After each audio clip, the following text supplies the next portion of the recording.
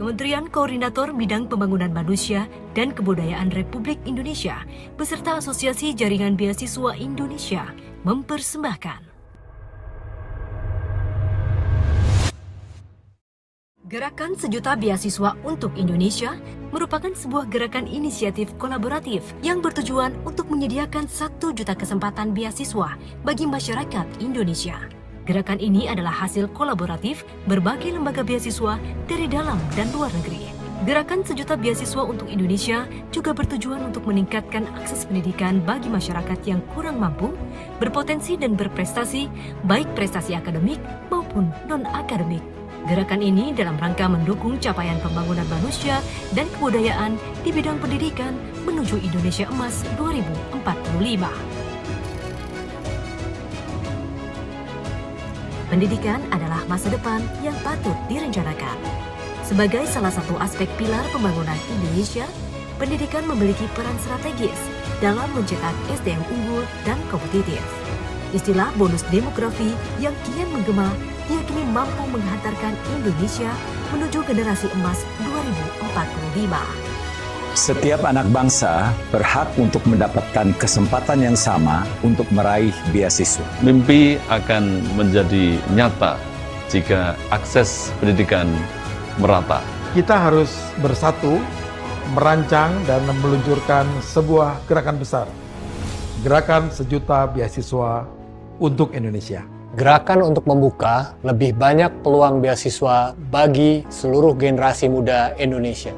Asosiasi Jaringan Beasiswa Indonesia bersama pemerintah melalui Kementerian Koordinator Bidang Pembangunan Manusia dan Kebudayaan mendorong lahirnya Gerakan Sejuta Beasiswa untuk Indonesia. Gerakan Sejuta Beasiswa menargetkan pemuda-pemudi Indonesia berusia produktif yang berkomitmen untuk meningkatkan kualitas SDM Indonesia. Gerakan ini bertujuan untuk meningkatkan angka partisipasi kasar APK yang saat ini masih rendah. Gerakan Sejuta Beasiswa untuk Indonesia membangun kualitas sumber daya manusia yang unggul dan berdaya saing global. Dengan sinergi dan kolaborasi, kita wujudkan harapan menjadi kenyataan. Ini bukan sekadar program, ini adalah gerakan nasional. Gerakan Sejuta Beasiswa untuk Indonesia. Pemerintah hadir bersama masyarakat menyentuhkan visi Indonesia Emas 2045, mencetak SDM unggul dan berdaya saing global. Badan Pembangunan Nasional mencatat, dalam 10 tahun terakhir, angka partisipasi kasar pendidikan tinggi di Indonesia hanya 31,45%. Jika dibandingkan negara ASEAN lainnya, APK pendidikan tinggi Indonesia masih jauh tertinggal. Keterbatasan kemampuan finansial masyarakat untuk melanjutkan pendidikan ke jenjang perguruan tinggi menjadi faktor utama rendahnya angka partisipasi kasar. Untuk itu diperlukan sinergitas antara lembaga pengelola beasiswa, mulai dari pemerintah, lembaga non-pemerintah, perguruan tinggi, termasuk para alumni dan penggerak. Pemimpin masa depan lahir dari kesempatan yang dipersiapkan. Kami hadir untuk memastikan bahwa tidak ada mimpi yang padam karena kemiskinan. Informasi dan akses beasiswa adalah hak setiap warga Indonesia. Kita satukan langkah agar beasiswa tak lagi terdengar asing di pelosok negeri. Dari dalam negeri hingga studi ke luar negeri, setiap orang dapat kesempatan yang sama untuk mencetak prestasi. Kami percaya potensi anak Indonesia itu luar biasa. Tugas kita adalah membukakan jalan untuk mereka. Bersama, kita hadirkan 1 juta kesempatan untuk 1 juta impian. Gerakan Sejuta Beasiswa untuk Indonesia bukan sekadar gerakan, tapi warisan kebaikan. Kita pastikan beasiswa bisa menjangkau bagi siapa saja. Kita beri ruang bagi mereka yang semangatnya tidak pernah padam. Zakat, wakaf, dan donasi semua punya andil dalam mencerdaskan bangsa. Beasiswa bukan sekedar bantuan dana, tapi jalan untuk meningkatkan sumber daya manusia. Tidak boleh ada kesenjangan dalam akses pendidikan. Melalui beasiswa, kita wujudkan harapan anak bangsa untuk terus berkembang dan berkontribusi bagi bangsa dan negara. Beasiswa adalah investasi terbaik masa depan untuk mengejar ketertinggalan. Menuntut ilmu itu wajib, karena dengan ilmu, kesejahteraan bisa tercapai. Bagi kami, program beasiswa bukan sekedar CSR. Ini adalah komitmen jangka panjang untuk membentuk pemimpin masa depan yang jujur, berakhlak, dan cerdas. Kami mendukung anak-anak Indonesia agar tidak berhenti belajar karena miskin. Majunya sebuah negara ditentukan oleh kualitas pendidikannya. Beasiswa adalah jembatan menuju kesejahteraan dan kemandirian ekonomi. Generasi muda harus disiapkan untuk memimpin Indonesia. Potensi diri bisa tergali dengan hadirnya program beasiswa dari dalam dan luar negeri. Pendidikan adalah fondasi untuk melakukan perubahan. Generasi emas 2045 bisa tercapai jika akses pendidikan merata untuk semua. Semakin banyak beasiswa, semakin besar harapan anak bangsa untuk sekolah. Akses pendidikan yang merata, membuka cakrawala, mengarungi samudera. Kami bergerak untuk menanam harapan lewat pendidikan. Sejatinya, beasiswa bukan hanya bantuan, tetapi kepercayaan. Percaya untuk anak bangsa menjadi versi terbaik dari dirinya. Kesempatan itu kini hadir lewat gerakan sejuta beasiswa. Mari kita sebarkan kabar baik ini ke seluruh penjuru Indonesia. Dari kota ke desa, dari timur sampai barat, beasiswa untuk semua. Kami berkomitmen agar tidak ada anak Indonesia yang tertinggal. Menuntut ilmu adalah cahaya dan beasiswa adalah jalannya. Inilah gerakan sejuta beasiswa untuk Indonesia. Gerakan menuju Indonesia Emas 2045. Bersama kita hadirkan sejuta kesempatan untuk sejuta impian.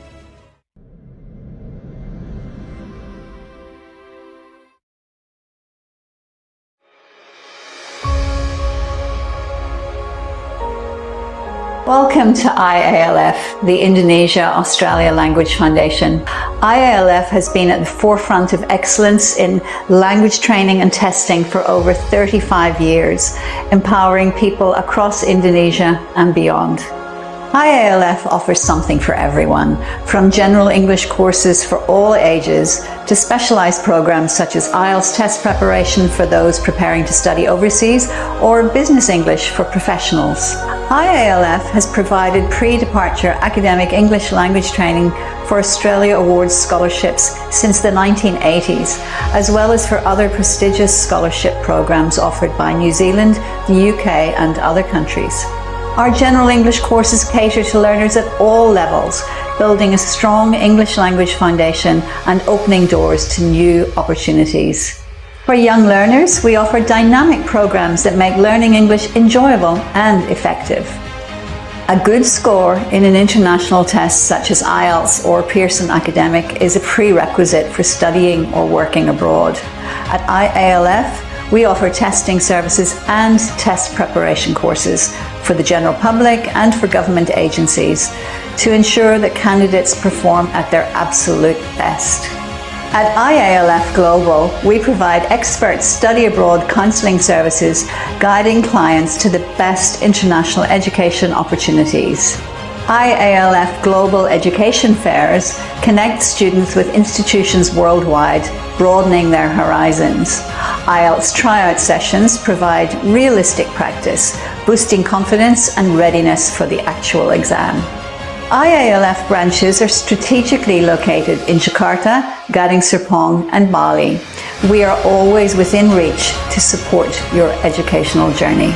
Reflecting on our 35-year journey, we are inspired by the success of our students, alumni and partners. Join the thousands who have transformed their lives through language studies with IALF. Together, we build brighter futures.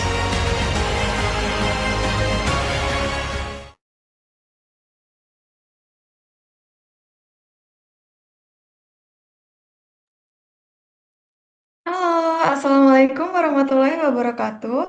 Om Swastiastu, Shalom, salam kebajikan, namo buddhaya. Selamat pagi teman-teman semua. Halo, selamat datang di rangkaian Festival Beasiswa Merah Putih Pesta Beasiswa Rakyat Indonesia, kelas online bersama IALF, Indonesia Australia Language Foundation pada hari Rabu 17 September 2025 melalui Zoom Meeting dan live langsung melalui YouTube Indonesia Scholarship Network. Ketemu lagi bareng aku Kay selaku MC yang akan nemenin teman-teman di sini sekaligus memimpin jalannya acara pada hari ini. Nah, sambil nunggu peserta yang lain join nih, jangan lupa teman-teman untuk mengganti Zoom ID kamu dengan nama panggilan kamu ya. Dan jangan lupa teman-teman, kalau misalnya bisa on cam, silahkan on cam ya buat nemenin aku nih di sini biar gak kerasa sendirian banget gitu.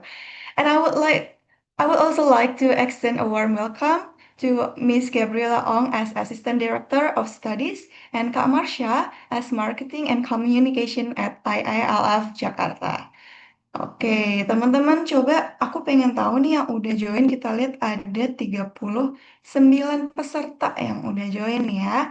Di sini aku pengen tahu dong kira-kira teman-teman yang mau join Pesta Beasiswa Rakyat ini tuh pada mau kemana sih? Pada mau kuliah di mana sih? Emangnya coba boleh ketik di Zoom chat atau di YouTube chat ya. Kita lihat nih tujuannya pada mau kemana sih? Apakah ke Australia juga salah satunya? Nah, sambil kita ngobrol nih ya teman-teman, pasti udah tahu lah ya dengan Pesta Beasiswa Rakyat Indonesia, Festival Beasiswa Merah Putih. Nah, untuk teman-teman yang masih bingung ini tuh kegiatan apa, program seperti apa, sini aku kenalin dulu. Jadi, Pesta Beasiswa Rakyat Indonesia atau Festival Beasiswa Merah Putih merupakan sebuah kegiatan inisiatif strategis untuk memperluas akses pendidikan melalui sinergi lebih dari 100 lembaga beasiswa nasional dan internasional. Kegiatan ini full gratis ya untuk seluruh rakyat Indonesia guna mendukung visi Presiden dan Wakil Presiden dalam Asta Cita poin keempat, yaitu penguatan SDM, pendidikan, teknologi, serta peran pemuda menuju Indonesia Emas 2045.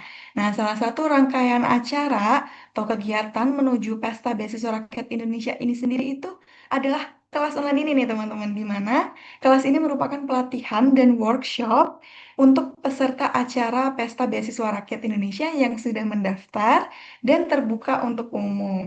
Nah, kita masih ada rangkaian kelas online dari tanggal 10 sampai 21 September 2025 nih. Ada puncak acaranya nih, kalau bisa teman-teman lihat, ada Pesta Beasiswa Rakyat Indonesia dibagi dalam dua part. Yang part 1 di sini akan diadakan tanggal 20 September 2025 di jam 9 sampai 3 di Gedung Sesi Center, Pantai Indah Kapuk, Jakarta Utara. Nanti di sini akan ada sesi forum diskusi Grand Design Beasiswa Indonesia, matchmaking dan sosialisasi lembaga beasiswa dengan stakeholder pendidikan mulai dari sekolah, pesantren hingga perguruan tinggi di Indonesia. Kemudian part 2-nya akan diadakan di bulan Oktober 2025 di Gedung MPR DPR DPD RI DKI Jakarta. Yang mana di sini nanti akan ada pameran 100 lembaga beasiswa dan kegiatan Indonesia Scholarship Award 2.0, di mana ini ada kegiatan penghargaan dan apresiasi untuk lembaga beasiswa. Nah, untuk part 2-nya ini jangan lupa stay tune dan tunggu update-annya langsung di akun sosial media resmi panitia, yaitu @festivalbeasiswa.id dan scholarshipcenter.id ya teman-teman. Oke, nah coba sambil aku lihat dulu ini pada mau kemana nih? Udah ada yang ngasih bendera. Oh, ada yang mau ke Australia juga nih, ke Jerman. Oh, rame ya. Nah, hari ini karena kita ditemenin oleh Indonesia Australia Language Foundation nih. Jadi kita akan dengerin beberapa materi dari beliau-beliau yang sudah hadir hari ini. So, today's online class is supported by Indonesia Australia Language Foundation, who will present an exciting topic, which is essay writing workshop, how to plan and start writing your scholarship essay. Without further ado, please welcome to the spotlight Kak Marsha and Miss Gaby. Halo Kak Marsha, Miss Gaby. Selamat pagi. Halo, selamat pagi semuanya. Selamat Hai. pagi. Wah, ini sepertinya udah all set ya Kak ya untuk deliver presentation today ya. Sudah sepertinya nih teman-teman juga udah excited untuk gain fresh and eye-opening insights from you both. So Kak Marsha and Miss Gaby, time is yours. Silahkan Kak. Oke, aku izin mulai duluan ya. Jadi halo semuanya, selamat pagi dan siang. Mungkin ada yang dari teman-teman dari timur juga. Kenalkan nama aku Marsha, aku Marketing Communication dari IALF Jakarta. Pertama-tama terima kasih untuk teman-teman panitia dari Festival Beasiswa Merah Putih, ISC, Forum Beasiswa Indonesia, dan Koalisi Beasiswa Merah Putih. Terima kasih untuk mengadakan acara kelas online ini sebagai part 1 dari Festival Beasiswa Merah Putih yang akan diadakan Oktober nanti di DPR MPR. Untuk teman-teman semua, aku hari ini akan singkat aja sebelum kita mulai di main event dengan Gaby yang ditunggu-tunggu untuk SI workshop, SI writing workshopnya. Aku akan singkat aja, aku izin share screen untuk introduce IELTS secara keseluruhan. Sebentar.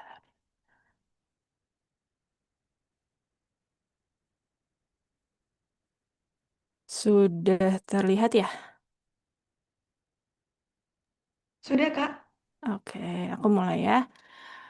Jadi IELTS adalah salah satu premier institution untuk English dan Indonesia language training, international testing, dan teacher training. Kita juga punya overseas education services yang membantu kalian yang mau belajar di luar negeri, itu kuliah atau melanjutkan sekolah.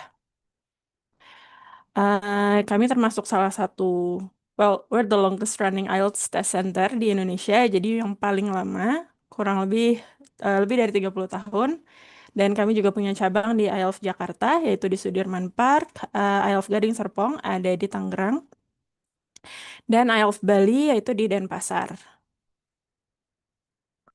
Partner-partner kami dan klien yang sudah bekerja sama itu ada Australia Awards yang sekarang baru mulai pembukaannya kemarin, lalu ada New Zealand Scholarship, USAID, lalu ada dari beberapa lembaga pemerintahan seperti Kemenkeu, BMKG, PLN, Indonesia Scholarship Center, beberapa kampus-kampus di luar negeri juga, salah satunya Monash University.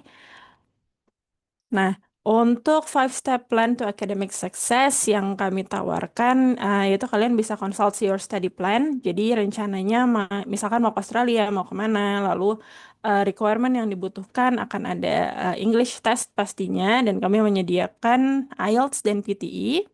Jadi bisa pilih itu salah satu.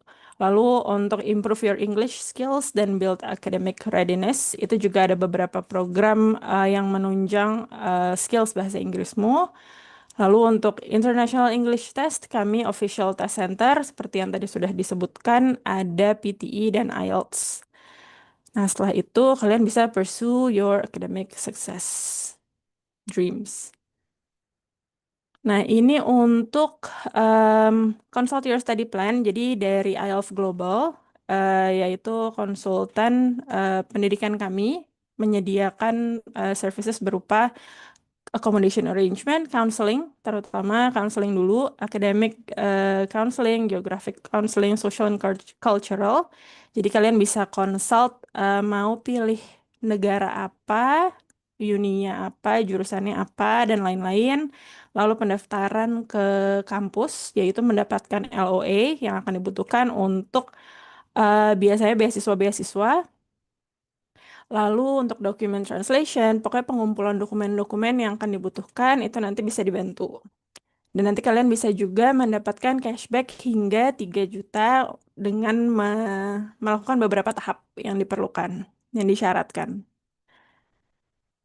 Nah, kita juga ada IELTS Insights Test. Jadi ini seperti simulasi tes IELTS komputer. Jadi nanti kalian bisa set targetnya per band score. Jadi listening, reading, writing, dan speaking itu ada targetnya misalkan berapa dan overallnya. Nanti dites simulasi tes komputer. Nanti kita akan berikan laporan dan feedback apakah kalian on track dengan target skornya atau masih butuh belajar, atau memang sudah bagus skornya. Jadi nanti kita juga akan give insights. Jadi apa aja sih yang diperlukan untuk mengimprove kemampuan kalian untuk mengerjakan tes aslinya nanti. Nah, untuk mengimprove your English skills and build academic readiness, ini kita selain IELTS Insight Test yang tadi sudah aku jelaskan, kita juga ada IELTS Foundation Course. Jadi untuk daftar kursus IELTS di IELF itu nanti kita ada placement test. Kalau placement testnya memenuhi syarat, kalian bisa langsung ke IELTS Preparation. Tapi kalau misalkan belum, kita menyediakan IELTS Foundation yang bisa menunjang general Englishmu dan juga academic Englishnya. Gitu. Nah, selain IELTS Preparation, kita juga ada Specialized English yang mau one-on-one conversation class atau business class, itu bisa dengan Specialized English. Lalu ada juga Essay Consulting Services, nanti akan dibantu untuk menyusun esai untuk revisi dan asistensi lainnya. Nah, ini yang IELTS Foundation Course tadi. Jadi yang akan dipelajari yaitu skimming and summarizing text, writing descriptive and comparative essay, understanding and presenting data, and many more.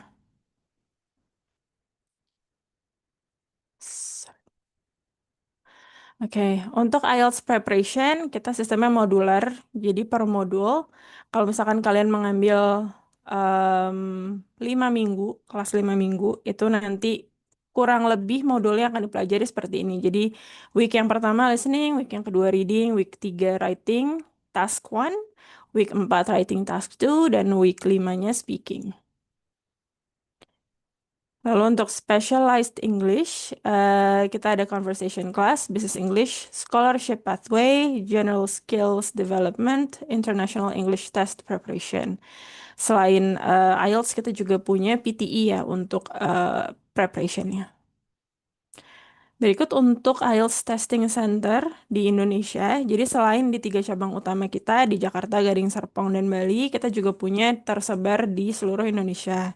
Dari barat sampai timur. Jadi dari paling ujung kayaknya ada Batam. Terus kita di paling timur tuh ada Jayapura, itu ada. Lalu di tengah-tengahnya banyak pilihan di mana namanya? Malang, lalu ada di Makassar, yang kita baru buka juga, ada di Pontianak, dan lain-lain. Nah, untuk IELTS sendiri, itu ada receptive skills dan productive skills. Jadi untuk receptive skills, yaitu yang kita terima, itu kan reading dan listening. Lalu nanti yang kita produce ada writing dan speaking. Untuk scoringnya, ini band score-nya, kalau kalian skillsnya masih limited, itu biasanya dapat skor di 4-5 kalau sudah kompeten. Dan ini biasanya syarat masuk ke kampus-kampus itu biasanya di 6-7. Nah, kalau misalkan yang expert, itu bisa di 8-9. Untuk IELTS modulnya sendiri ada modul general training dan academic module. Jadi general training ini biasanya untuk WHV, untuk migration, jadi urusan-urusan imigrasi itu pakai yang general training. Kalau misalkan yang academic module itu wajib untuk study.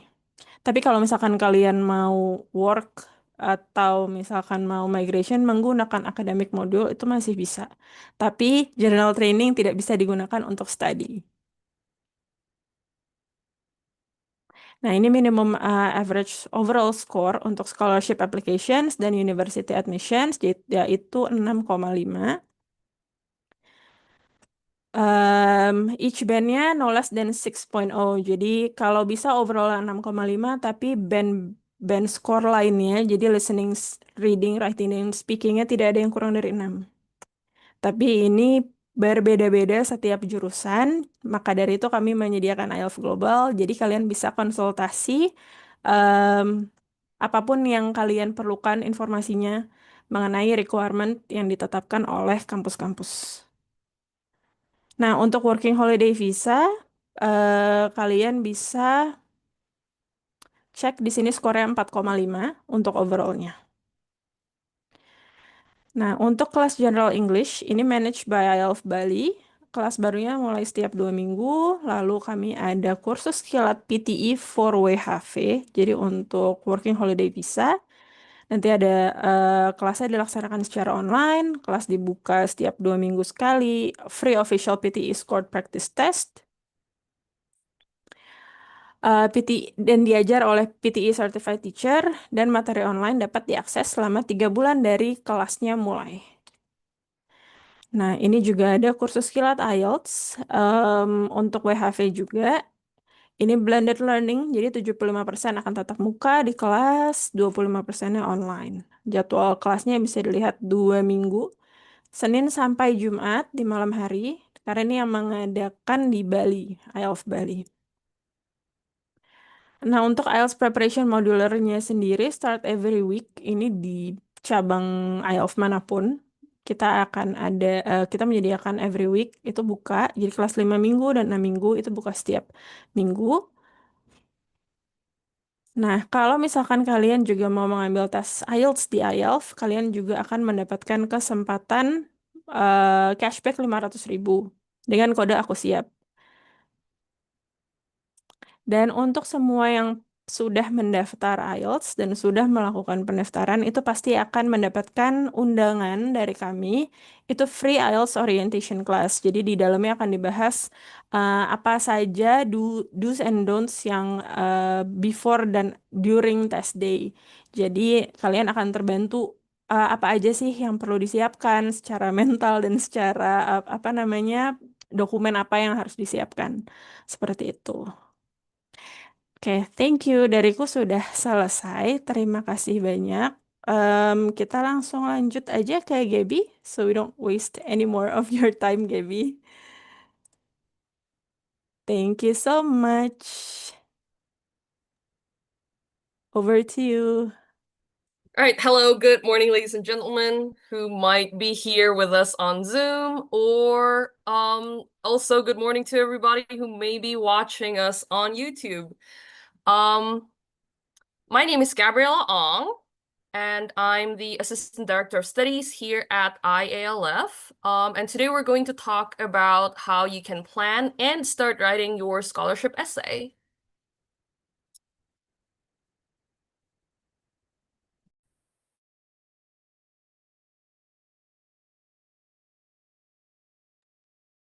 Sorry, I just realized that I was muted.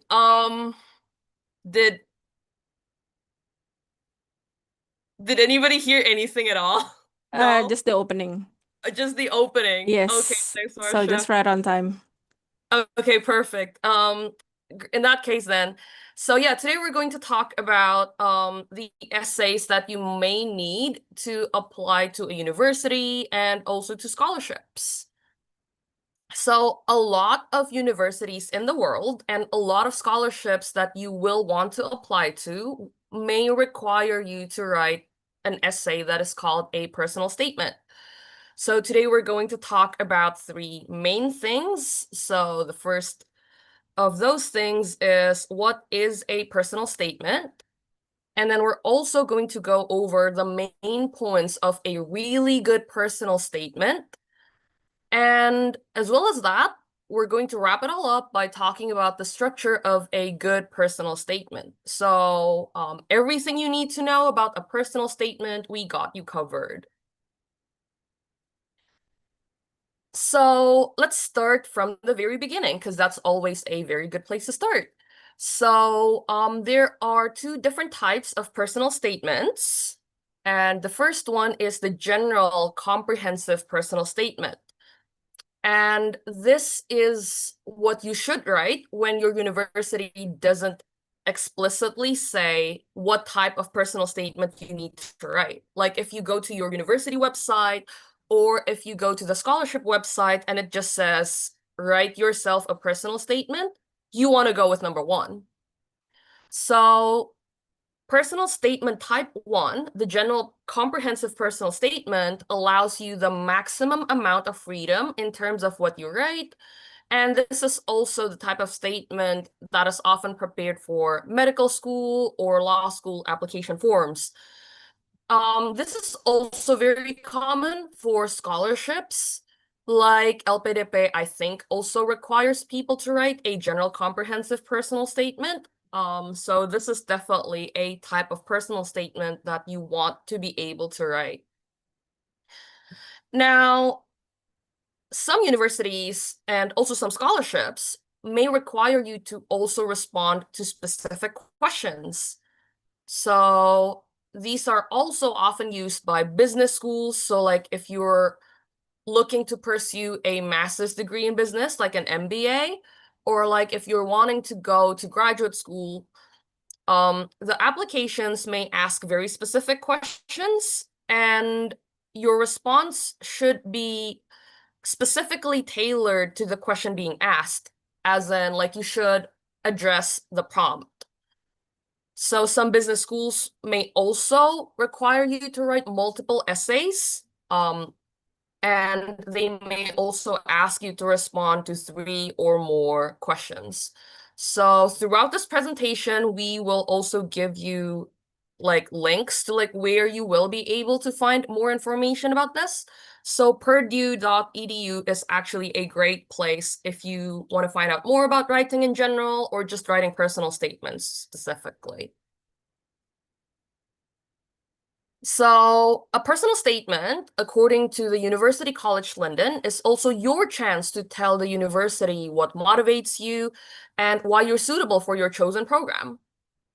And the Cornell University Graduate School also says that your personal statement needs to provide the admissions committee with a sense of you as a whole person, and you should also use it to describe how your personal background and experiences influenced your decision to pursue a graduate degree.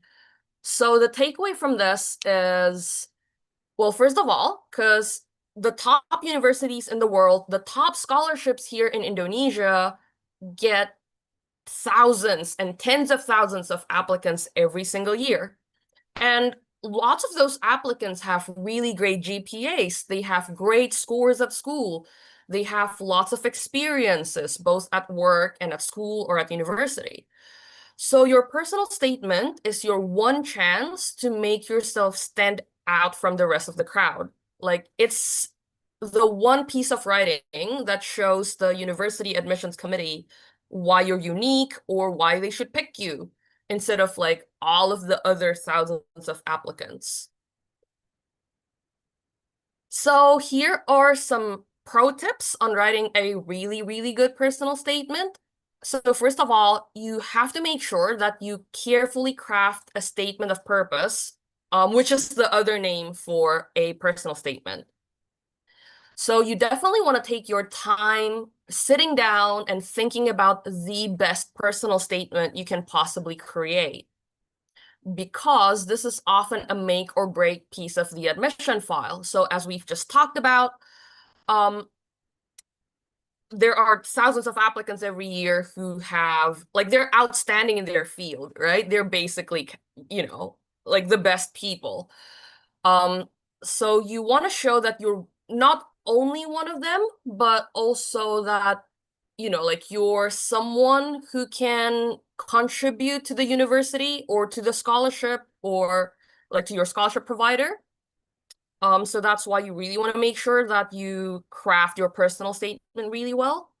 And because of that, you want to spend a great deal of time brainstorming, writing answers, analyzing the questions for each school. So if you're applying to multiple schools, like if you're applying to more than one university or to more than one scholarship, usually each university and each scholarship provider will have like different requirements for your essay or like different questions that you have to address. So you want to make sure that you brainstorm and write essays individually. Now, sometimes universities or scholarships don't tell you how long your personal statement needs to be. So if they don't tell you how long your personal statement should be, stick to 2 or 3 pages double spaced. So that's going to be about 600 or 700 words. And, you know, like normal font sizes, like 11 or 12, and like normal fonts, right? Like we're not talking about like Comic Sans or anything like that. So here's another pro tip. So you don't want to tell the admissions committee your entire life story, right? They want to know more about you in terms of who you are as a scholar, as in like who you are as a student, who you are as someone who will do great things at the university. So admission committees are looking for candidates that stick out from the crowd. They want to know why you're exceptional, why you're special. And therefore, you want to focus on what makes you unique and what you'll bring to the program at the school. And you can find more about this at Boston University's website. Now, here are some other things that you should pay attention to before you even start writing. So number 1 is obviously word limit. And again, this is going to be different for different universities. So for example, at KCL, King's College London, for the undergraduate level, for the bachelor's level, their personal statement needs to be about 4,000 characters long, which is about 47 lines of text. And it's really handy because like on Microsoft Word or Google Docs or whatever word processing app that you're using, like usually there's like a word counter, so you don't need to worry about that.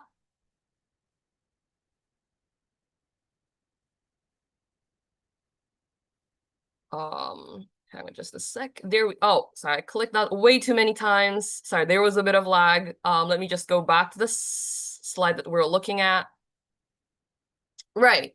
So at UCL, the University College London, the word limit is a bit different. So you have a 3,000 character limit, including spaces, or 2 sides of an A4 piece of paper. So again, normal sized font, right? Like size 12 font and also single spaced. So they do specify that they want single space here. Whereas at the New York University School of Law, their personal statement needs to be no longer than 500 words. So make sure that you pay attention to these requirements. Now, the second thing that you want to look at is the questions that need to be addressed. So this is especially true if your university does not specify what kind of personal statement you need to write. So here are some examples of guiding questions from UCL. So, for example, why you want to go to that program, why do you want to study that program, why do you want to undertake that research project, what your academic interests are, why UCL specifically? There are like thousands of universities in the world. Why do you want to go to this one? And then, of course, you also want to talk about your own background, like your educational experiences, your work experiences, any extracurricular or voluntary activities that are relevant, and what you want to do in the future in terms of your career. Here are some other examples from the UCAS, which is like the university and college admission system from the United Kingdom. So the new personal statement questions from for 2026 are why you want to study that course or that subject, and then what are your qualifications, and like how they have prepared you for what you're applying for, and also other things that you have done outside of your academics. Now, we've looked at a couple of examples of relatively standard questions that you may be asked to address in your personal statement. Now, let's have a look at some other ones that are a little bit more unique. So these are personal statement questions that are more specific to each school. So at the business school of the New York University, the Stern Graduate School, one of the essays that they want you to write is an essay about change, right? And this is very important because this is a business school, and change is one thing that happens all the time in business. So what you'll have to do, for example, for this personal statement, for this essay, is you need to fill in the blanks. So, for example, change dare it, or change dream it, change drive it, and so on. And then you need to explain why you have chosen that word. Like, why does that word resonate with you? And how will you use this personal tagline while you're studying at Stern? Like, how will that like change the way that you study, basically?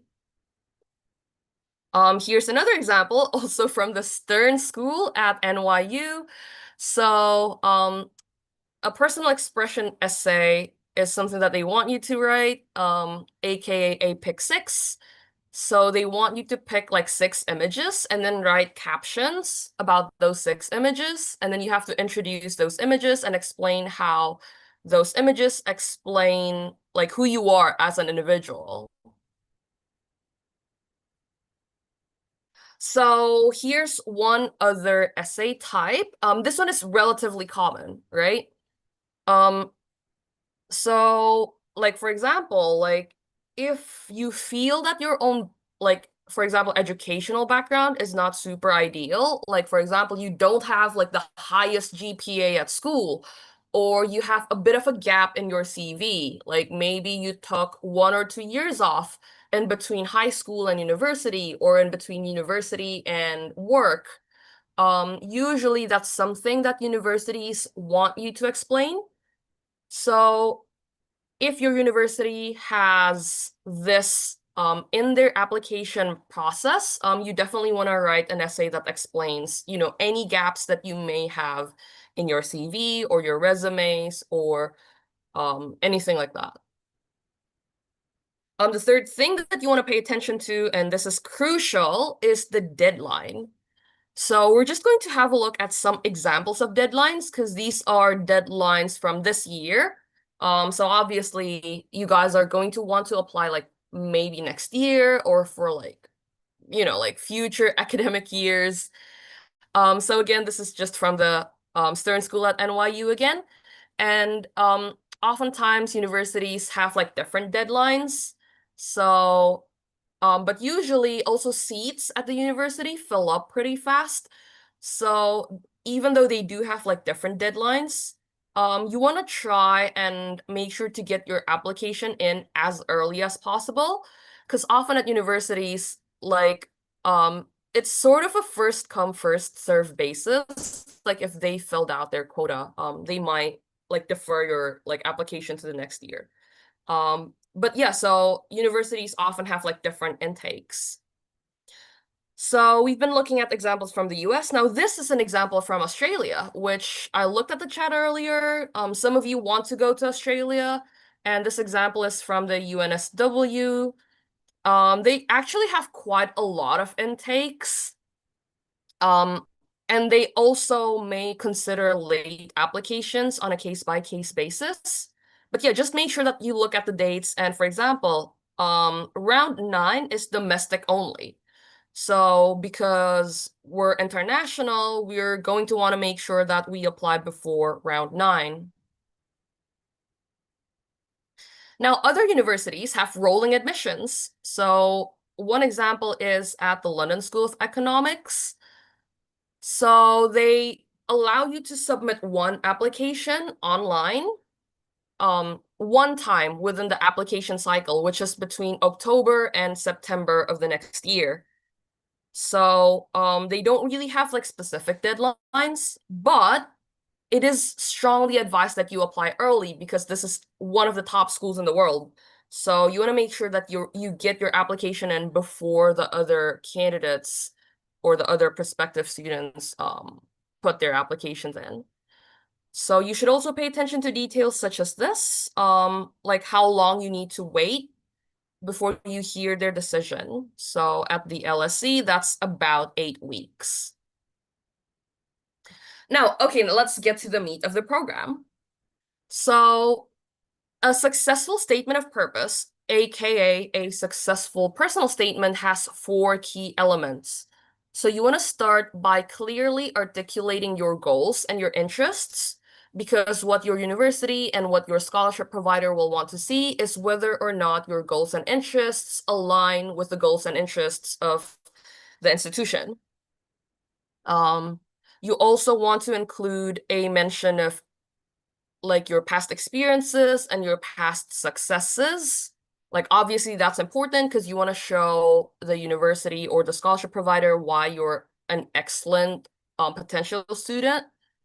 And you also want to make sure that you include why you would be a good fit with the program and why you're interested in it. And lastly, but definitely not least, you want to show your university that you have strong writing skills. And this is especially important if you're either A, wanting to pursue a master's or a PhD, because writing is a core component of master's degrees and doctoral degrees. So if you're not able to show that you have great writing skills, well, the university may want to reconsider your placement at the university. Also, like if you're going to like Anglosphere countries like the UK, the US, Australia, New Zealand, and so on, Canada, they also have lots and lots of essay writing in their university courses. which is why they also want you to write an essay before you get into the program. Now, we've talked quite a lot about what you need to pay attention to before you start writing. Let's talk about the structure of what your personal statement should be. Now, we're going to start from the very basics. We're going to talk about the paragraph structure because this is actually very useful. You can use this structure for, well, any type of essay really. So for the general personal statement, but also for the specific kind of personal statement, like if they just like have a question for you to answer and they only give you like 200 words or something like that to respond to that question, or really for any essay like that you may have to write at the university level, you can use this structure. This is a very handy structure.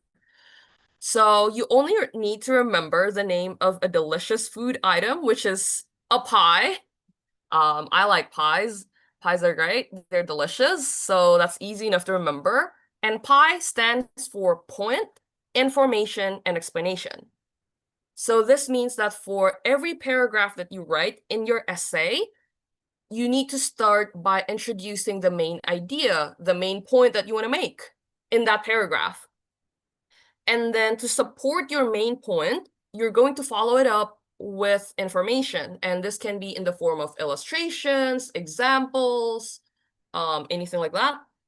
And after you provide said information, so after you give examples, after you give illustrations, you want to explain why that information or like that piece of information or illustration is relevant to the main point that you made. So these are all connected. Now, so that was the structure for one singular paragraph. Now we're going to kind of focus on the general structure of a general personal statement, because like oftentimes students feel a bit lost when the university or the scholarship provider just says, hey, write a personal statement, and there are no further guidelines. So if that's the university or the scholarship that you're trying to get, well, this guide is for you. So a good personal statement should have about 5 parts.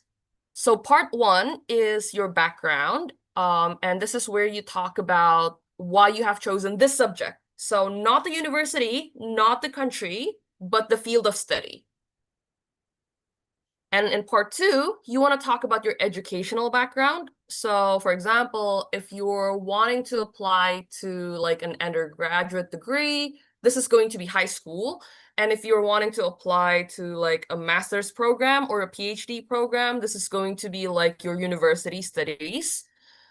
And it's important to include this, especially if your educational background is relevant to whatever it is that you're wanting to study in the future.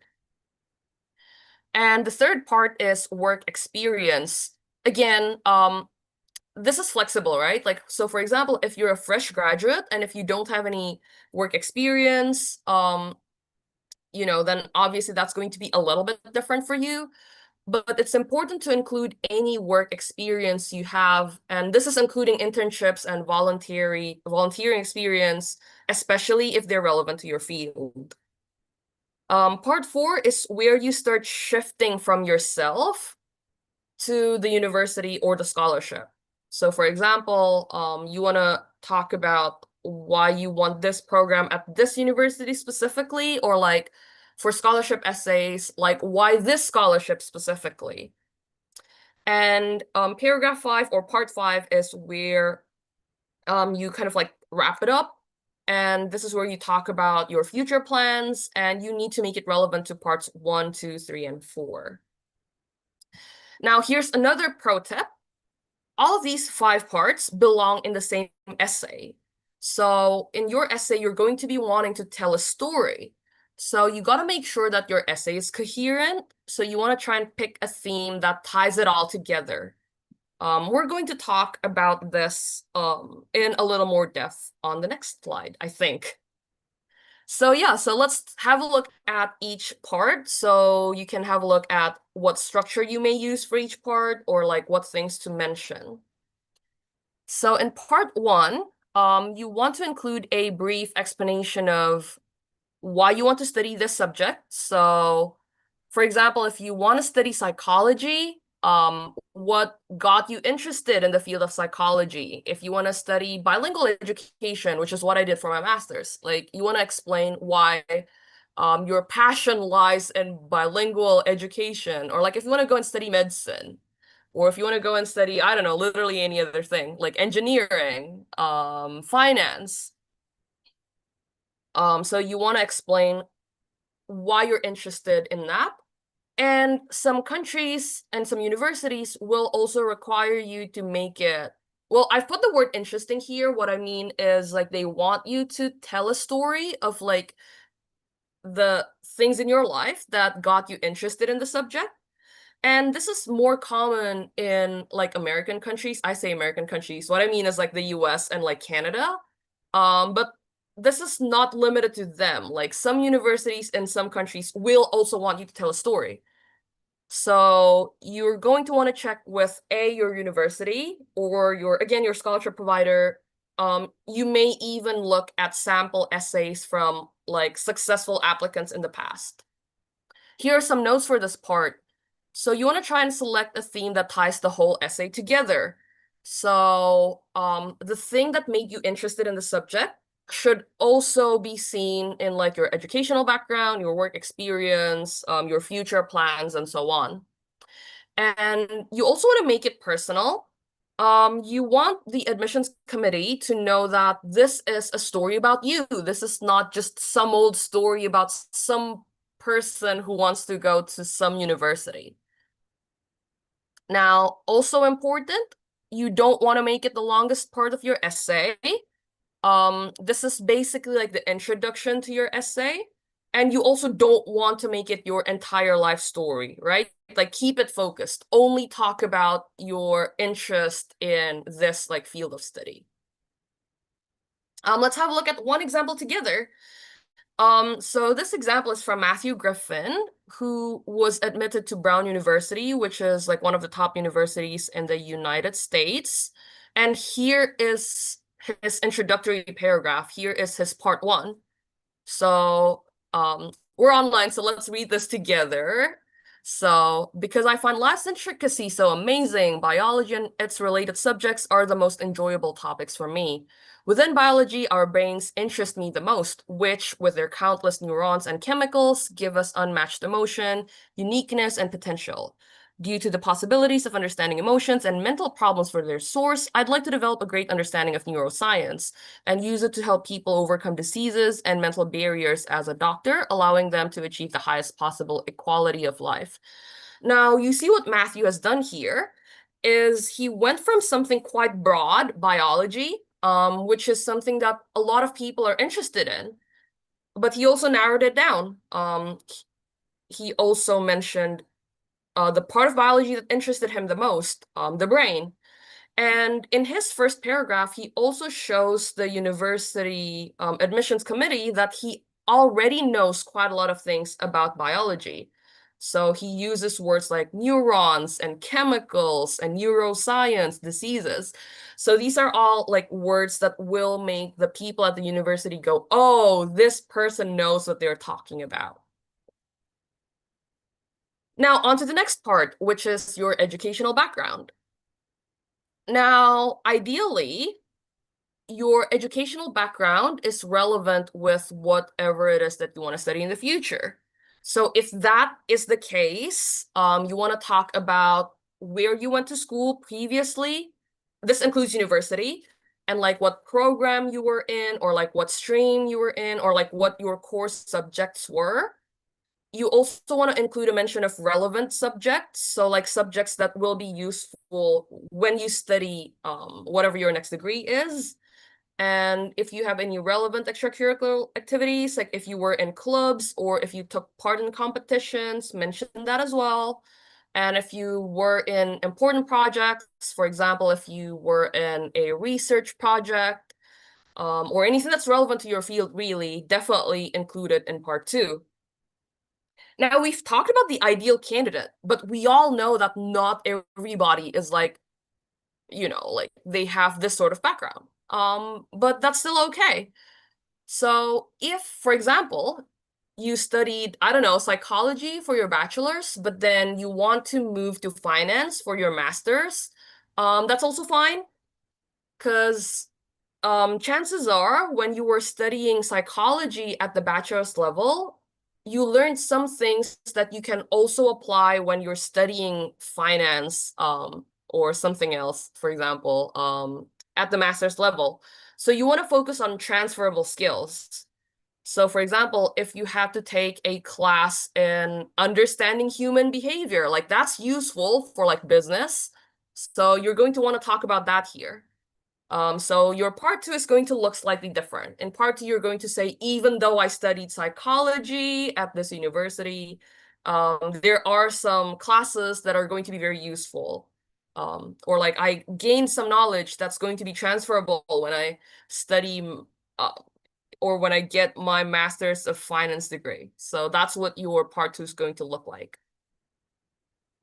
Now, we're going to look at a frame. And this is sort of like the structure that you want your part 2 to be.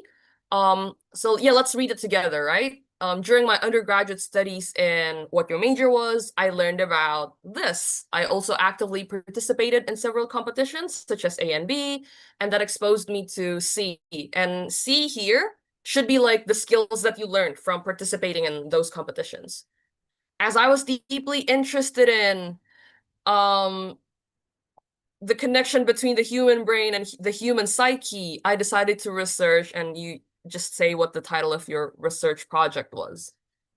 Remember that this is also a frame. You should not copy this word for word, because what the admissions committee do not want to see is like 100 essays with all the same words, just slightly different with like personal details. So you need to like paraphrase and use synonyms, right? For example, instead of saying during my undergraduate studies, you may want to change that to when I was studying for my bachelor's or something like that. So this is the logic that you want to have when you're writing, but you don't want to use these exact words. Now, moving on to part 3, which is work experience. And again, if any, especially if your work experience was relevant, you want to start by saying where you worked and what your position was. Now, part 3 is actually your chance to sort of show off your problem-solving skills. So you want to discuss one problem that you experienced at work. So in this part, you want to stick to real and personal examples that are relevant to your intended program at university. And then you should also explain what you did to try and solve the problem and what the outcome was. So this does not to be like a successful problem-solving experience. Like if this was a failure, that's fine. But what you want to include in the outcome part is like what you learned out of that experience. In fact, if you fail, you can even say, well, I think I failed because like I don't have the knowledge like to solve this problem, which I will gain if I'm able to do my master's, you know. So you can actually spin that to your advantage. Now, again, we've talked about the ideal candidate who has a relevant work background. What if that's not you? So there are some other things that you can do. For example, if you're a fresh graduate from university, you can talk about any like organizational experience that could be relevant. Again, research is one of these. Teamwork is something that you can include here.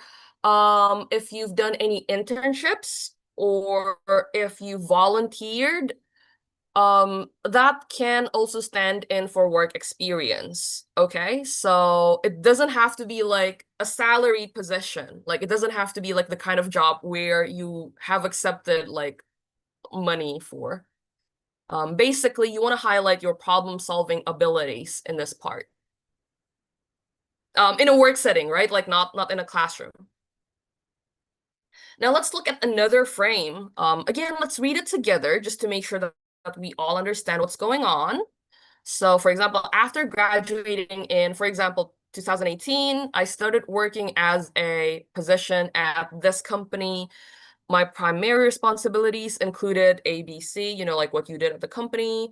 In one of my projects, I had to do that, which was challenging because, and you explained what the problem was. During the project, I discovered several problems such as A and B. These problems had cost C. To deal with the problems, I did, and then you're going to explain what you did and how you did it. As a team leader, I took, and then you're going to explain the initiatives that you took. I also asked my team to do that. The project was successful because, and then you explain why this project turned out to be successful, or again, not very successful. That's fine. And again, just as a reminder, think of this as a frame, right? As a tool to help you build like the perfect structure for your personal essay, but don't reuse the words. You need to use your own words. Right. Now, we're almost at the end of the essay because we're in the penultimate part, part 4, why this program at this university. So if you're wanting to pursue a master's degree or a doctoral degree, the one thing that you want to stick at the top is why you have decided to go back to school. Because not everyone wants to go back to university after they complete their bachelor's, right? Like most people, they get their bachelor's degree, they go to work, and they're happy with that. So you got to explain what makes a master's degree or a PhD so compelling to you. Now, the rest of this is for everyone, even if you're just trying to apply to like an undergraduate program. So you want to start off by saying why you have chosen this program specifically, because like I'm just gonna try and think of another program. Like if you're wanting to study architecture, for example, the architecture program at University A and the architecture program at University B will not have the exact same course components. So you want to show that you've done research on the university that you're applying to, and then you want to look at the list of classes that they have, the list of courses, the list of, well, other things that are offered at that at the university in that program. And you want to mention that, right? So for example, like I've chosen to study architecture at this specific university because at this university, the architecture program has this, this, and this. So aside from that, you also want to explain why you've chosen this university specifically. So why study architecture at University A? What makes University A special? Like what makes it different from like other universities that offer the architecture program? Now, in this part, you want to include features that interest you at the university, for example, specific subjects or classes. Like have a quick scroll on the university website, name drop some professor names, especially at the master's or PhD level. So things like, oh, I've looked at this professor's like research and their studies, and I'm highly interested in studying or like learning more about it. You know, like you want to name drop, do some name dropping. If there are internship opportunities, for example, or like a really special lab, if you're in the STEM field, like the science field, go ahead and mention all of those. Basically, the point of part 4 is like showing to the university that you're ready to go to that university. You've done your research. You really like this university and you know a lot about this university. Like this university is the perfect fit for you. Now, I want to make an extra note because like I know a lot of people will be applying to more than one university. This is the one part that you don't want to copy and paste, right? You want to make sure that you write a different part 1 for for like the different universities or like the different scholarships that you're applying to. Because like you don't want to be applying to, I don't know, Harvard, but your part 4 says, and this is why I want to study at the London School of Economics, you know. Yeah, that's just going to be a complete turnoff, like automatic rejection from the university. And again, let's have a look at a frame. Let's read it together. So I'm determined to continue my study at the University of Edinburgh because of its comprehensive curriculum and courses. For example, Module A, and this is where you name drop the module. So like, I don't know, CA 101 Introduction to whatever will allow me to, and then, like have a quick look at the blurb of the course and explain why that course or that module is interesting to you.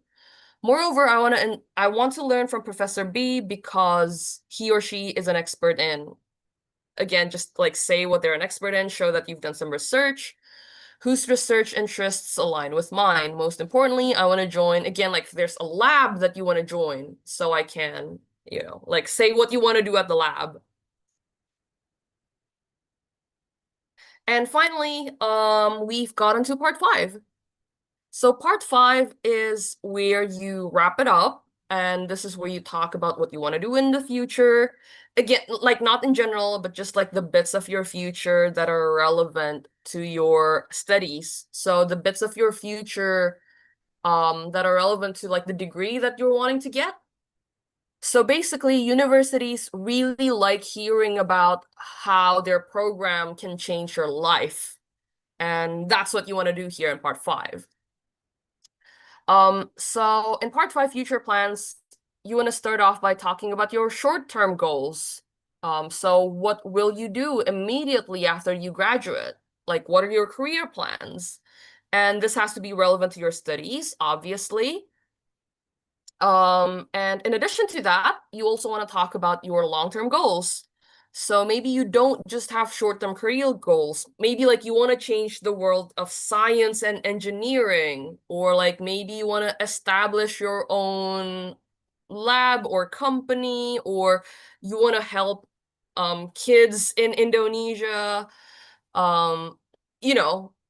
It's totally fine to have like great big grand goals. In fact, that's what the university wants to hear. But again, keep it relevant to your studies. Give them some background. Like, how will your studies at this university, or how will receiving the scholarship specifically help you reach your future goals?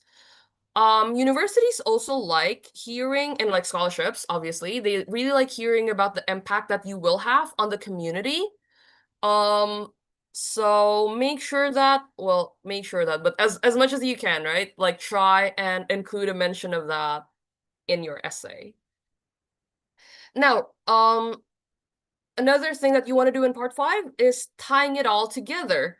So you want to make sure that in part 5, that you have a connection with an explanation of why you're passionate, that you've included in part 1. Just as something that, wraps everything up nicely, just to make sure that the whole essay is well connected.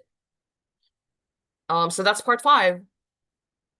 It's not supposed to be very long, so I just have the frame down here, which we're going to look at together. So here's an example. After completing my studies, I will return to Indonesia and resume my role as a manager at this institution. I plan to include a mention of like some specific things that you want to do, so I can, another thing that you want to do, for example, like you can improve the institution that you're currently working at. In order to do so, I will, and then like include a mention of like some actionable steps that you're going to take or that you're thinking of taking.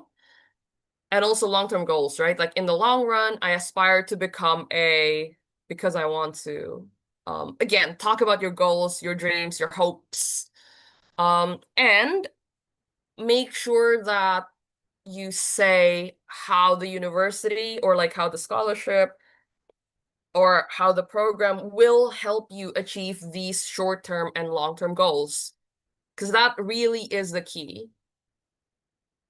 And so that is how, or like that's all the things that you need to have in your personal statement. So those are the 5 parts. Now, we've talked about what you need to have in each part. And we went through all of that in quite a great deal of detail. Now, the next thing that we're going to talk about is how you're going to put everything that you've just learned so far into action. So oftentimes I find it very helpful to have a graphic organizer, right? So instead of just like having like lots of text, like instead of having just sort of like a vague idea of like what you want to write, it's actually very good to be organized. So it's really good to like create a table like this to help you structure your thoughts. So you won't end up repeating yourself. And it's also very easy for you to like see kind of like the trajectory of the essay, like how it all links together. So it's very simple, right? Like just write part 1, background, part 2, education, part 3, work experience, part 4, why this program at this university, and part 5, future plans relevant to parts 1 and 2, 4. And what you want to do while you plan is you want to brainstorm ideas. So in the brainstorming process, this is where you brain dump, right? Like you dump everything, like every single thought that you have on your mind, just stick it there, like in the graphic organizer. And then you can always sort through them later. It's more important that you try and like get as many different ideas out as possible, because that's going to be the most helpful. And while you're brainstorming, you want to make sure that you use bullet points. You don't want to write like long sentences. You want to use short words and phrases so you don't spend too much time crafting really intricate sentences, because that's not going to help you plan. Don't even worry about grammar and vocabulary yet. At this stage, like even if you want to write your plan in Indonesian or in any other language, that's totally fine, because what matters the most here is your ideas, right? And the way that it's going to be structured. So English, who is she? Like you don't know her yet at this stage. And avoid long sentences, because if you write really long sentences in your outline's going to get cluttered very quickly, and it's going to be hard to decide on like what structure works the best. So you want to save your long, beautiful sentences for your draft, which is what you're going to do after you have a solid plan. Now, after you've like brainstormed, after you've done your brain dump, after you've like made a very long list of your achievements and everything that you want to do in the future, the next step is to sort. Because again, word limit, right? Usually like you won't be able to say every single thing that you want to say within 500 or 600 words, or even less than that. So you're going to read through the ideas that you've listed, and then you want to only keep the ones that you think are the best of your achievements, or like the best things to include, or like things that show that you're a good fit for the university or the scholarship. And then one tip that I also have is that don't delete the rest, like the bits that you don't like very much right now. Save them on a different Word document, right? Because you may need them later. Yeah, so like start a separate like Word document, Google Docs, sheet of paper, just so you have them. So if you need to refer back to them, well, you will not have forgotten them. Like it will all be there. So yeah, so this is the structure for a personal statement, and you do want this to be in a table form, so it's very visual. It's very like easy to go through the whole thing. Now, the use of generative AI, so things like ChatGPT, Gemini, and so on, is very widespread at the moment. So, which is why I have this note on AI use, because every university is going to have like different policies on the use of generative AI. So here's a sample that I've gotten from UCAS. So we're going to go through this together, right? So generating and then copying, pasting, and submitting all or a large part of your personal statement from an AI tool such as ChatGPT and presenting it as your own words could be considered cheating by universities and colleges and could affect your chances of an offer.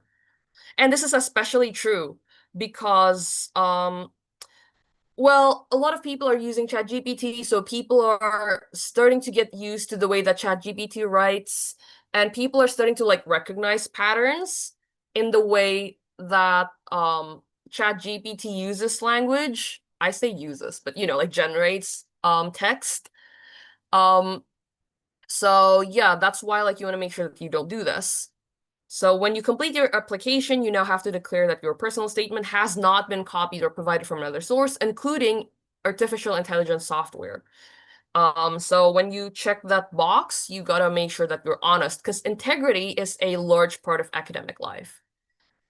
If your personal statement does not appear genuine, it could affect your chances of being offered a place. AI is good, but it cannot replicate your personal thoughts and feelings and convey your own skills and experiences. A bland AI-generated personal statement is not what universities and colleges are looking for. So yeah, AI, even though it can generate text for you, it cannot show your personality to the university, which is the entire purpose of writing a personal statement. So remember, check your university or your scholarship provider's policy on generative AI use. Here are some final notes just before we end. So you want to do 4 things, right? Like, so after you plan your essay, after you write it, even maybe you want to do these 4 things. So first of all, you want to double check, right? Especially if you're applying to lots of different universities or lots of scholarship providers. Requirements and styles may differ for each university. We've talked about requirements at the very beginning of this presentation. So some universities want a longer essay, some want a shorter essay, some want you to address like specific questions, some don't really want you to do that. Again, make sure to double check those requirements. Styles may also differ for each university. We talked about this very slightly earlier. What I mean by style is with or without a storytelling aspect. American universities really like your essay to have a storytelling aspect. Like they really want it to be super narrative, right? Whereas this may not be true in other countries. Again, another thing that you could do, we've kind of talked about this earlier, is looking at other essays from people who have successfully been accepted at the university and see like what sort of writing they've submitted. Some universities will even have samples. Like Boston University, for example, the law school at Boston University has a page with just like essay samples from like people who have been accepted in their law school. You also want to make sure to personalize. Again, this is something we've touched on earlier briefly. If you're going to apply to different universities, make sure that you don't reuse the same essay, right? Because the details are going to be slightly different. Maybe the education background part and the work experience background part you could sort of reuse, but like paragraph 1, for example, where you talk about the subject, because like the name of the course may be slightly different at different university. And part 4, definitely, when you talk about why you want to go to that university specifically, you have to completely change that. Again, you don't want to accidentally submit the wrong essay to the wrong university. That's like disaster. Another thing that we've briefly mentioned is research. It's very good to look at essays from successful past applicants. It's not because you want to copy them necessarily, but it's because you want to look at what makes a strong writer, especially at this level. Also, like what sorts of things the university likes to hear. And there are a number of ways that you can do this. Again, some universities will have on their websites sample essays from past applicants. If you're thinking of applying to universities in the US, which are with the current political condition, but like if you are, there's actually a book of like essays from people who successfully got into Ivy League universities. I strongly recommend reading that, even though like a lot of those is from the undergraduate level. The writing is very strong. and they all stick to the same structure. So like it's very easy to like read them and then find inspiration in them. You can also find other websites that have like collected an array of different essays from, like prospective students who've been since like accepted at different universities in the world. So make sure to do your research.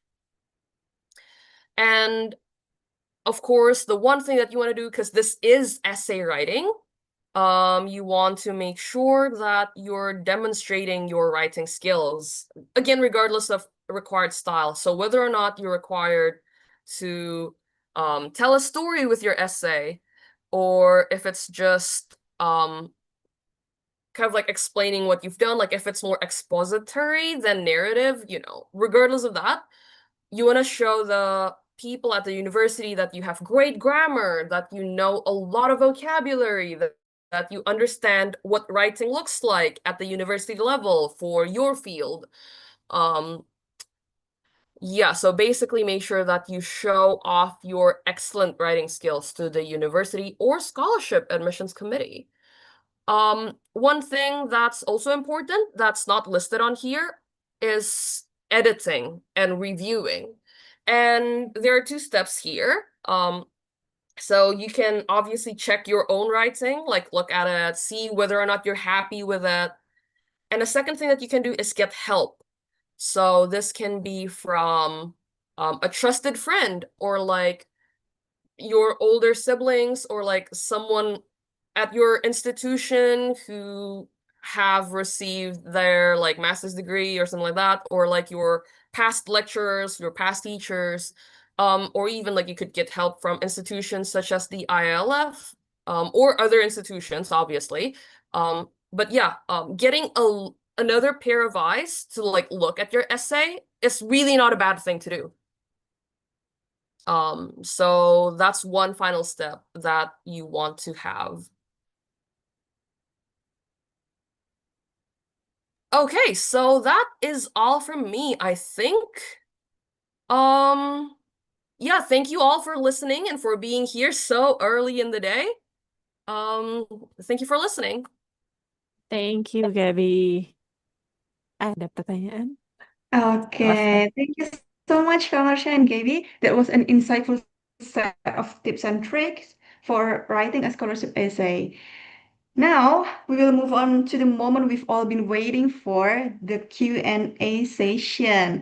Nah, teman-teman, kalau misalnya ada pertanyaan, boleh langsung raise hand ya. Jadi, teman-teman bisa klik fitur raise hand untuk bisa ngomong secara langsung, supaya nanti juga akan dijawab langsung oleh speaker kita pada hari ini, oleh Gaby dan Kak Marsha juga.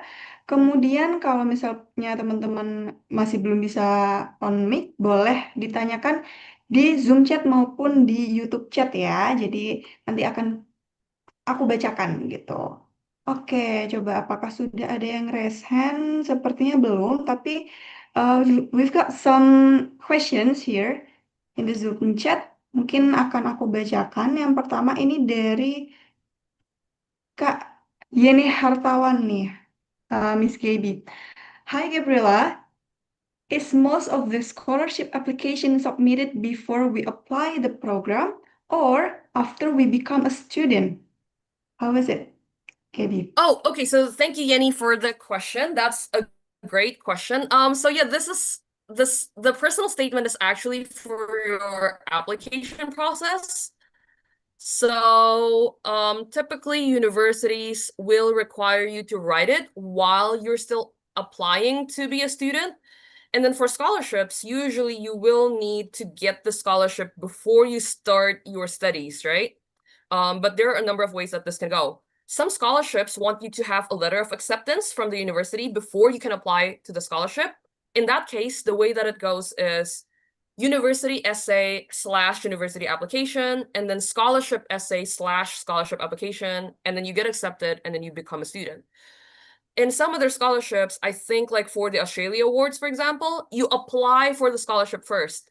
So you get your, like you become an AAS recipient, awardee, I think is the term. So that means that you write your essay and then you apply to the university and then you become a student. obviously if everything goes well. Yeah, so this is for before you become a student. Thank you, Yenny, for the question. I hope that answers that.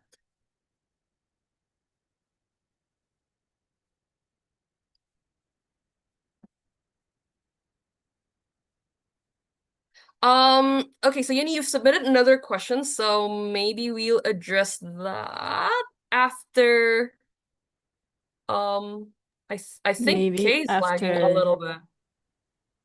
Yeah. So I'll Okay, so take that's over. fine. I can go through the list of questions in the Zoom Okay, chat with so there's Marcia one and my best question you friend. skipped. Can we access the PowerPoint after the presentation? Hello, Brian. Thank you for your question. Unfortunately, our intellectual rights policy at the IALF means that we can't share PowerPoints with you guys, but I hope you guys made lots of notes. Thank you for your question. Thank you, Brian. Oh, So, thank you. Oh, so sorry, I was lost. My signal was lost. Okay, it's so okay. Okay, so Hey, maybe we welcome back, can Kay. go. thank you, Abby. Okay, maybe we go through to Desi. You Yep. can read it, Gabby. That's quite a lot Sure. of Okay, so questions. Desi has said, "Hi, Gabriella. Hi, Desi. Thanks for the lovely presentation. Thank you for listening. I have a quick question. Basically, I applied to a few scholarships last year, but failed all of them. Oh no. There's this one case that I found interesting, however. So I applied to 2 scholarships issued by a country. One is from the embassy and the other one is from the government. The first one, despite having secured an LOA, I failed even in CV, but for the second one, I got waitlisted but eventually failed. The majors I applied for were also the same, but I was just wondering how we actually know the focus area of each party's scholarship aside from the website, because honestly, I'm just confused at this point as to what they're looking for: stellar GPA, convincing plans, professional experience, or what else. Desi, that is such a great question, and I think all of us are wondering that. Unfortunately, most scholarship providers and most universities like keep their selection process a mystery, even to the best of us. Yeah, like they keep it a secret, right? Because they don't want, like if they publish their steps, people are just gonna start like coming up to them and saying, "Hey, he got in, why not me?" And they want to avoid all that like faff. So unfortunately, there's no one way of knowing like what's going on behind those great minds out there at university and scholarships. But usually they are looking for a mix of those things: a good GPA, good plans, a good amount of experience behind you, and also like evidence that you will make a good student. So it's not just in the GPA. That's why like they want you to mention like any research or like competition experience and things like that. So Desi, I hope that answers your first question. Okay. Maybe for the next question, it is actually the same with Tambah Samba Scholarship. This is about AI. Like you mentioned earlier, Gaby. Uh, so this is the question. Actually, is it allowed for us to actually use AI for grammatical errors? Because AI will also alter the contents based on the information we provided too, right? As in if our wording is formal or informal. And also this one is also AI, maybe I will like read it together if that's okay. So the note mentioned that using AI for a large part of a personal statement is considered cheating. What if I write the personal statement myself first, but since I'm not fully confident, I use AI only as a proofreader. So maybe we can use AI as a proofreader or grammatical errors. Then once it's checked, I copy the entire text for my personal statement. Would that still be considered cheating? So how is Okay, it? thank you so much, Kay, and thank you, Desi and Geta, for the questions.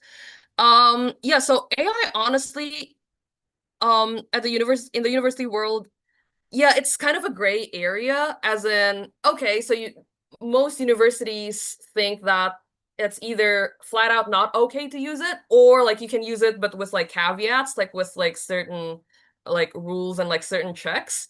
The thing is, it's quite a new thing, right? So I think universities are also still figuring it out. Um, I think like the key is like if you have to rely on an external tool that's not yourself, you want to make sure that your essay still reads like you.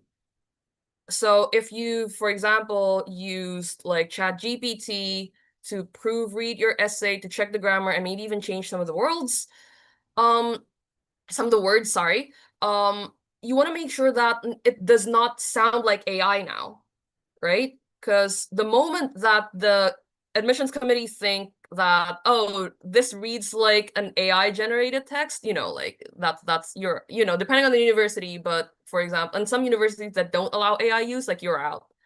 So yeah, I guess it's good to have a proofreader, but make sure that your essay, the final product, still sounds like you and not like AI.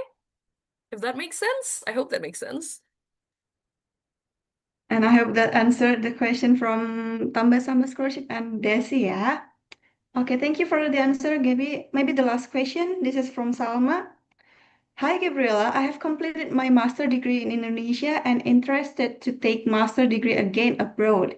Do I have the same opportunity and possibility like people who have just completed their bachelor? Thank you. You know what? Thank you, Salma, for the question. I may have to redirect this question, because I think Marcia will know this better than I do, because Marcia used to be a counselor. Oh, thank you, Gabby, Sorry, for Marcia, for putting you on the spot. remembering that. Okay, so Salma, so have completed your master's degree in Indonesia and is interested to take master degree again abroad. I think you have the same opportunity. Jadi kesempatannya sama semua, tapi mungkin jurusannya harus dibedakan karena biasanya kalau mengambil master's degree dengan jurusan yang sama, mereka akan mempertanyakan, kok kamu ambil ini lagi? Emang yang sebelumnya kenapa? Kayak gitu. Kalau misalkan memang untuk ada alasan yang kuat, seharusnya nggak masalah.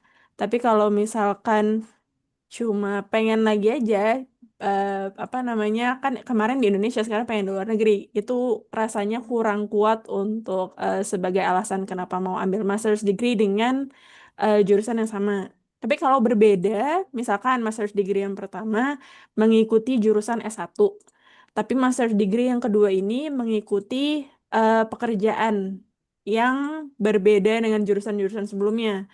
Nah, itu mungkin menjadi pertimbangan yang lebih kuat untuk universitinya gitu. Jadi kesempatannya juga lebih besar gitu. Dan harus dicek juga sih untuk requirements-nya, selain IELTS, apakah mereka mensyaratkan experience-nya berapa tahun bekerja, atau misalkan ada tes-tes lain yang dibutuhkan, itu nanti tergantung dari kampusnya. Tapi to answer your question, yes, you have the same opportunity and possibility like the people who have just completed their bachelor's degree.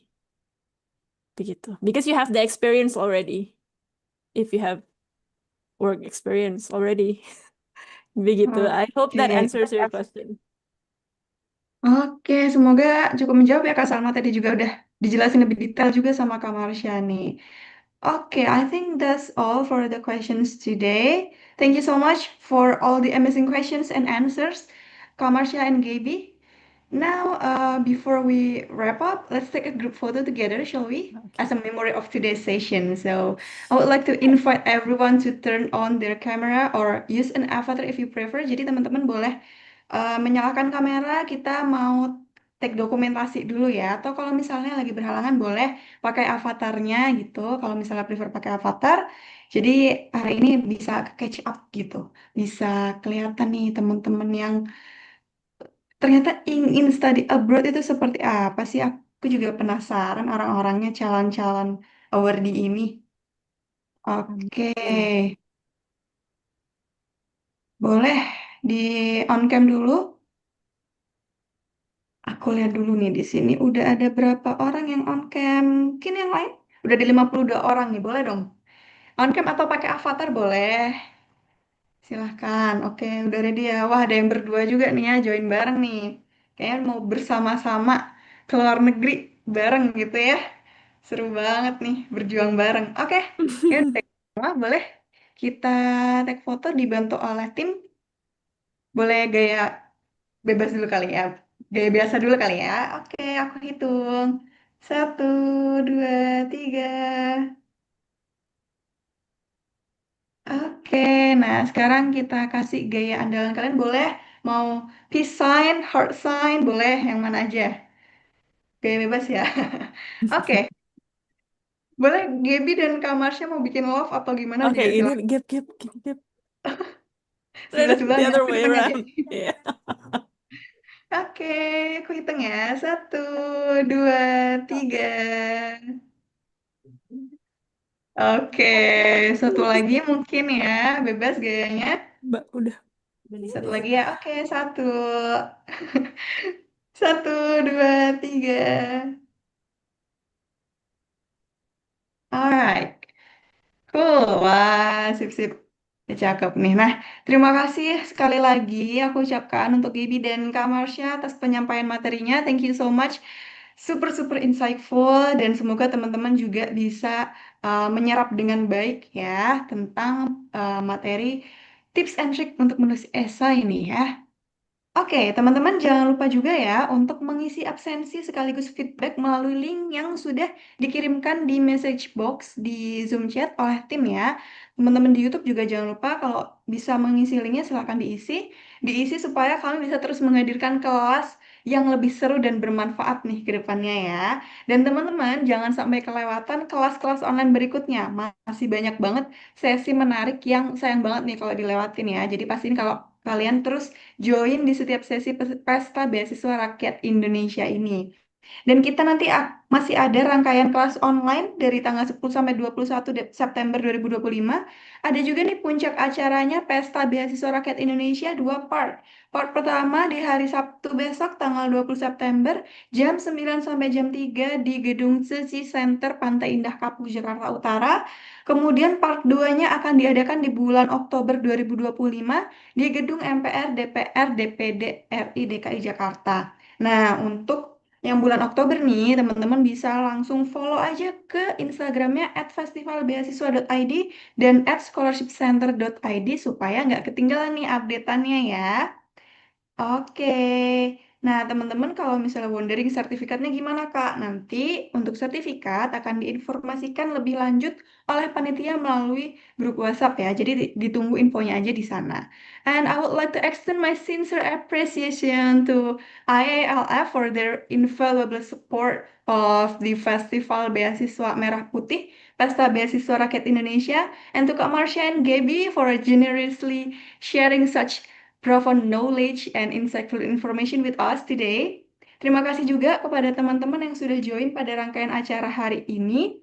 Saya pribadi mewakili tim panitia dan juga para speaker. Mohon maaf apabila ada kekurangan atau kesalahan selama jalannya acara. Semoga kedepannya kami bisa berkembang lebih baik lagi ya. Saya Kay selaku MC pamit undur diri. Om Shanti Om. Shalom. Wassalamualaikum warahmatullahi wabarakatuh. See you on another inspiring online class, everyone. Have a great day. Thank you. Thank you, Kakek. Thank you semua. Welcome to IALF, the Indonesia-Australia Language Foundation. IALF has been at the forefront of excellence in language training and testing for over 35 years, empowering people across Indonesia and beyond. IALF offers something for everyone, from general English courses for all ages to specialized programs such as IELTS test preparation for those preparing to study overseas or business English for professionals. IALF has provided pre-departure academic English language training for Australia Awards scholarships since the 1980s, as well as for other prestigious scholarship programs offered by New Zealand, the UK, and other countries.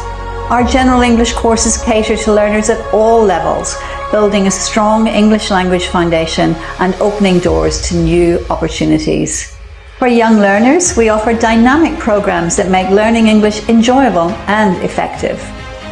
A good score in an international test such as IELTS or Pearson Academic is a prerequisite for studying or working abroad. At IALF, we offer testing services and test preparation courses for the general public and for government agencies to ensure that candidates perform at their absolute best. At IALF Global, we provide expert study abroad counseling services, guiding clients to the best international education opportunities. IALF Global Education Fairs connect students with institutions worldwide, broadening their horizons. IELTS tryout sessions provide realistic practice, boosting confidence and readiness for the actual exam. IALF branches are strategically located in Jakarta, Gading Serpong, and Bali. We are always within reach to support your educational journey. Reflecting on our 35-year journey, we are inspired by the success of our students, alumni, and partners.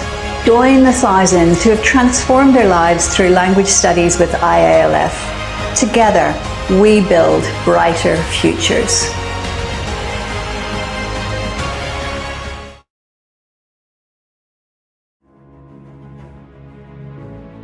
Kementerian Koordinator Bidang Pembangunan Manusia dan Kebudayaan Republik Indonesia beserta Asosiasi Jaringan Beasiswa Indonesia mempersembahkan Gerakan Sejuta Beasiswa untuk Indonesia merupakan sebuah gerakan inisiatif kolaboratif yang bertujuan untuk menyediakan 1 juta kesempatan beasiswa bagi masyarakat Indonesia. Gerakan ini adalah hasil kolaboratif berbagai lembaga beasiswa dari dalam dan luar negeri. Gerakan Sejuta Beasiswa untuk Indonesia juga bertujuan untuk meningkatkan akses pendidikan bagi masyarakat yang kurang mampu, berpotensi dan berprestasi, baik prestasi akademik maupun non-akademik. Gerakan ini dalam rangka mendukung capaian pembangunan manusia dan kebudayaan di bidang pendidikan menuju Indonesia Emas 2045. Pendidikan adalah masa depan yang patut direncanakan. Sebagai salah satu aspek pilar pembangunan Indonesia, pendidikan memiliki peran strategis dalam mencetak SDM unggul dan kompetitif. Istilah bonus demografi yang kian menggema diyakini mampu menghantarkan Indonesia menuju generasi emas 2045. Setiap anak bangsa berhak untuk mendapatkan kesempatan yang sama untuk meraih beasiswa. Mimpi akan menjadi nyata jika akses pendidikan merata. Kita harus bersatu, merancang dan meluncurkan sebuah gerakan besar. Gerakan Sejuta Beasiswa untuk Indonesia. Gerakan untuk membuka lebih banyak peluang beasiswa bagi seluruh generasi muda Indonesia. Asosiasi Jaringan Beasiswa Indonesia bersama pemerintah melalui Kementerian Koordinator Bidang Pembangunan Manusia dan Kebudayaan mendorong lahirnya Gerakan Sejuta Beasiswa untuk Indonesia. Gerakan Sejuta Beasiswa menargetkan pemuda-pemudi Indonesia berusia produktif yang berkomitmen untuk meningkatkan kualitas SDM Indonesia. Gerakan ini bertujuan untuk meningkatkan angka partisipasi kasar APK yang saat ini masih rendah. Gerakan Sejuta Beasiswa untuk Indonesia membangun kualitas sumber daya manusia yang unggul dan berdaya saing global. Dengan sinergi dan kolaborasi, kita wujudkan harapan menjadi kenyataan. Ini bukan sekadar program, ini adalah gerakan nasional. Gerakan Sejuta Beasiswa untuk Indonesia. Pemerintah hadir bersama masyarakat, menyentuhkan visi Indonesia Emas 2045, mencetak SDM unggul dan berdaya saing global. Badan Pembangunan Nasional mencatat, dalam 10 tahun terakhir, angka partisipasi kasar pendidikan tinggi di Indonesia hanya 31,45%. Jika dibandingkan negara ASEAN lainnya, APK pendidikan tinggi Indonesia masih jauh tertinggal. Keterbatasan kemampuan finansial masyarakat untuk melanjutkan pendidikan ke jenjang perguruan tinggi menjadi faktor utama rendahnya angka partisipasi kasar. Untuk itu diperlukan sinergitas antara lembaga pengelola beasiswa, mulai dari pemerintah, lembaga non-pemerintah, perguruan tinggi, termasuk para alumni dan penggerak. Pemimpin masa depan lahir dari kesempatan yang dipersiapkan. Kami hadir untuk memastikan bahwa tidak ada mimpi yang padam karena kemiskinan. Informasi dan akses beasiswa adalah hak setiap warga Indonesia. Kita satukan langkah agar beasiswa tak lagi terdengar asing di pelosok negeri. Dari dalam negeri hingga studi ke luar negeri, setiap orang dapat kesempatan yang sama untuk mencetak prestasi. Kami percaya potensi anak Indonesia itu luar biasa. Tugas kita adalah membukakan jalan untuk mereka. Bersama, kita hadirkan sejuta kesempatan untuk sejuta impian. Gerakan sejuta beasiswa untuk Indonesia bukan sekadar gerakan, tapi warisan kebaikan. Kita pastikan beasiswa bisa menjangkau bagi siapa saja. Kita beri ruang bagi mereka yang semangatnya tidak pernah padam. Zakat, wakaf, dan donasi semua punya andil dalam mencerdaskan bangsa. Beasiswa bukan sekedar bantuan dana, tapi jalan untuk meningkatkan sumber daya manusia. Tidak boleh ada kesenjangan dalam akses pendidikan. Melalui beasiswa, kita wujudkan harapan anak bangsa untuk terus berkembang dan berkontribusi bagi bangsa dan negara. Beasiswa adalah investasi terbaik masa depan untuk mengejar ketertinggalan. Menuntut ilmu itu wajib, karena dengan ilmu, kesejahteraan bisa tercapai. Bagi kami, program beasiswa bukan sekedar CSR. Ini adalah komitmen jangka panjang untuk membentuk pemimpin masa depan yang jujur, berakhlak, dan cerdas. Kami mendukung anak-anak Indonesia agar tidak berhenti belajar karena miskin. Majunya sebuah negara ditentukan oleh kualitas pendidikannya. Beasiswa adalah jembatan menuju kesejahteraan dan kemandirian ekonomi. Generasi muda harus disiapkan untuk memimpin Indonesia. Potensi diri bisa tergali dengan hadirnya program beasiswa dari dalam dan luar negeri. Pendidikan adalah fondasi untuk melakukan perubahan. Generasi emas 2045 bisa tercapai jika akses pendidikan merata untuk semua. Semakin banyak beasiswa, semakin besar harapan anak bangsa untuk sekolah. Akses pendidikan yang merata, membuka cakrawala, mengarungi samudera. Kami bergerak untuk menanam harapan lewat pendidikan. Sejatinya, beasiswa bukan hanya bantuan, tetapi kepercayaan. Percaya untuk anak bangsa menjadi versi terbaik dari dirinya. Kesempatan itu kini hadir lewat gerakan sejuta beasiswa. Mari kita sebarkan kabar baik ini ke seluruh penjuru Indonesia. Dari kota ke desa, dari timur sampai barat, beasiswa untuk semua. Kami berkomitmen agar tidak ada anak Indonesia yang tertinggal. Menuntut ilmu adalah cahaya dan beasiswa adalah jalannya. Inilah gerakan sejuta beasiswa untuk Indonesia, gerakan menuju Indonesia Emas 2045. Bersama, kita hadirkan sejuta kesempatan untuk sejuta impian.